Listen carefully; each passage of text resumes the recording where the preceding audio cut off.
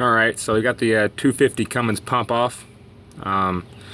It's not real hard once you know what you're doing. Here's the old pump.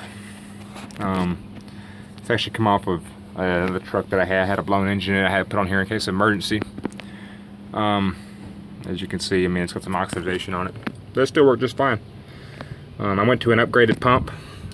It's modified slightly. One thing to be sure of when you take this pump apart, this little rubber gear thing will be inside of here, and it lines up between those little teeth in the back of the compressor and your pump that will go back in there.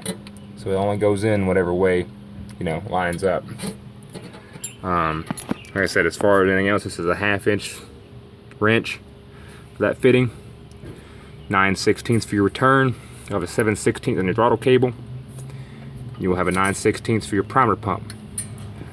And then down here for your inlet on your fuel line, I just use a crescent wrench. I don't know what size, probably like a 15/16 or a 1" is what it is. That line's been updated. I use a crescent wrench for the RPM cable as well. It takes me like 15 minutes to have this pump off. But make yourself comfortable. I sit on top of the tire, you know, and this is all I have sitting here. But here is your 12.7/16 bolt that goes in the hole facing the pump, be the 1 o'clock position.